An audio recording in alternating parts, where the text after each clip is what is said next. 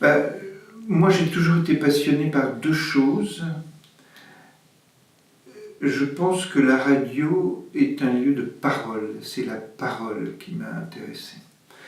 Et au début, quand Alain Venset me demande de venir pour les Nuits Magnétiques, ou même avant pour les émissions qui avaient lieu à Avignon, je viens comme écrivain. Et les autres autour de moi étaient des écrivains, étaient des poètes. Et j'ai fait une erreur pendant au moins 6 mois, ou un an. Je me suis dit, ça va être comme ce que j'écris, ce que j'essaie d'écrire. Donc, j'essayais que les gens que j'interrogeais me disent ce que, à partir de la thématique de mon émission, je pensais qu'ils allaient me dire. Et donc, c'était ça comment dirais-je, ça sclérosait, ça rigidifiait tout ça. Et il n'y avait jamais d'événement de la parole, jamais de surprise. Jamais... Et au bout d'un temps, je me suis dit, non, je crois que je suis en train de me tromper, je ne suis pas sur la bonne économie de langage. Ce qu'il faut, c'est, puisque c'est la parole qui m'intéresse, même si elle est reconstruite tout naturellement, même si elle est mixée, même si on rajoute des silences, même si on crée des troubles même dans la manière, ça c'est une interprétation, mais est-ce que le monde n'est pas une interprétation, hein? Pour se rappeler de ce que disait Nietzsche, tout est interprétation, donc on peut peut-être se permettre d'interpréter aussi la parole qu'on entend. Et donc j'ai complètement changé d'idée, je me suis dit non, je ne vais plus faire des émissions qui apparemment sont culturelles, la forêt, je sais pas, enfin toutes sortes de choses. Et je me suis dit, j'aime beaucoup un poète américain qui s'appelle Reznikov, et qui avait fait un livre formidable qu'il avait tiré du livre où on notait les incidents, les problèmes qu'il y avait eu dans le train qui traversait l'Amérique. Et donc je me suis dit, oui en fait c'est ça, je vais essayer à partir de la parole de mes, comment dirais-je,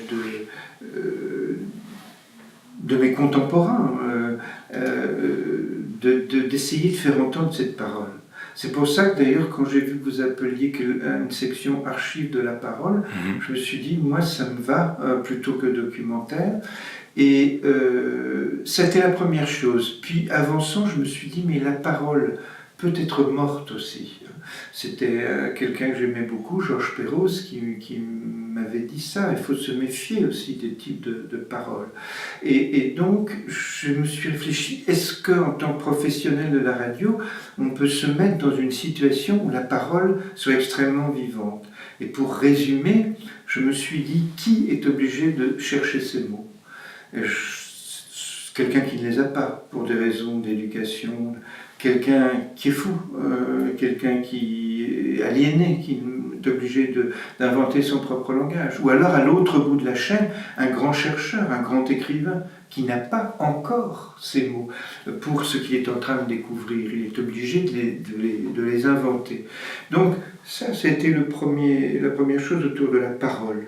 Et puis, la deuxième chose, c'est évidemment ce que je disais, c'est la forme, c'est-à-dire la forme évidemment qu'on construit à partir de son interprétation, mais on retombe sur l'idée que les accents, les grains des voix, les rythmes, la manière dont on va construire une forme, pour moi, la radio, quand elle est ambitieuse, hein, je ne dis pas tout le temps, c'est aussi comme, disons, d'autres formes de création, on est à la recherche d'une forme qui fasse passer ce que l'on a envie de faire passer. Ça ne veut pas dire une forme extrêmement sophistiquée, comme pouvaient l'être d'ailleurs certains, pour ce qui me concerne, pour certains ateliers de création, etc. Ça peut être beaucoup plus simple. Par exemple, j'aime beaucoup ce que dit Valère Novarina quand il s'attaque à la dématérialisation.